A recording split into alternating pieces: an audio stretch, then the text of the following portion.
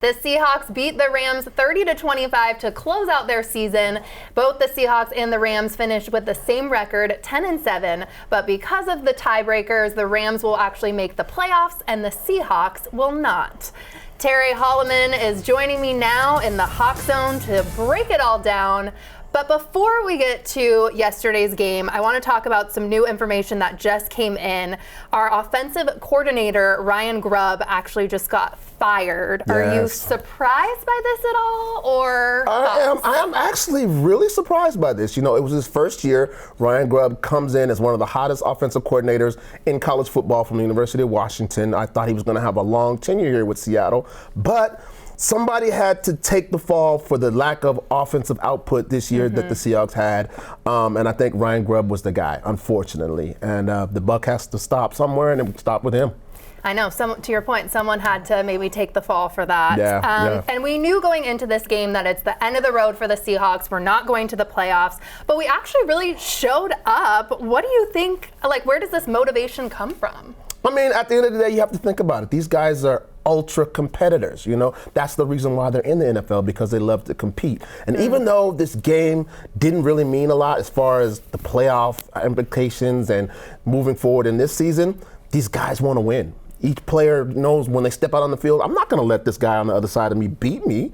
I mean, I've been doing this for my entire life, so there's some pride there. And then you take into consideration some other things, like Gino Smith had some incentives for winning that game. So yeah, he had some monetary incentives for going out there and playing an incredible game, and he did that. And he delivered. Yeah, absolutely. 6 million. 6 million reasons why I'm going to compete this game, as a matter of fact, yes. Do you think that's why he had one of his best games of the season? I was wondering if that was really motivating him to get that incentive. Yeah, I'm sure in the back of his head it was there, like, an extra $6 million won't hurt if I, make so many completions this game, if we win this 10th game, if that's obviously a reason to play well. But again, he's a competitor. He's been doing this his entire life. All he knows how to do is go out there and try to win. So that's why. And I want to go to player of the game then, because who was your player of the game? Oh, no brainer. It is Gino. Gino had, again, one of his best games of the season. Definitely. Not numbers-wise, but he had 4 touchdowns.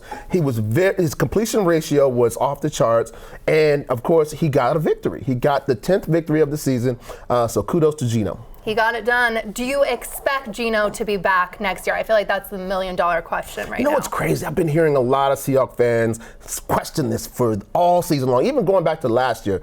I think Gino Smith is the guy, right? You look around the league, other quarterbacks that might be available would not be on the ticket to come to Seattle. They're stuck where they are, and they're happy where they are. Gino Smith, I think, is our quarterback looking forward to the future. In the NFL draft coming up, there's not really a quarterback that we would be able to get that would be a franchise-type guy. So definitely. I mean, I'm all in on Gino Smith. I'm still a fan. I'm a fan. What are your overall thoughts on the season 2 and where the Seahawks go from here with 10-7? Like you said, not a bad record. Could be better. Well, it could be. A lot of things could be better, right? I could have $6 million right now, True. but we're not going to complain.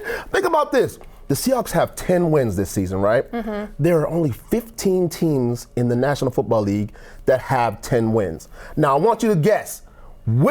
How many teams did not make the playoffs that have 10 wins? 0. I feel like we're the only ones, right? We are the only ones. So I think looking back in hindsight at the season, there are some games that were definitely winnable that we did not win, which could have put us over the top. But a 10-win season is nothing, especially in a head coach's first season. I know. It's nothing to shake your head about. And Pro Bowl came out, Devin Witherspoon, only one. Are you surprised? I mean, we didn't get Leonard Williams on there. We didn't get Julian Love. Yeah. I would say I'm surprised, but in reality, I'm not, because Seattle often gets overlooked when it comes to the national media, national attention. Maybe it's because we're all the way up here in the far left coast. But Leonard Williams definitely should have been in. I agree. I think Jackson Smith and Jigba should have been in. True. So, again, we get some snubs.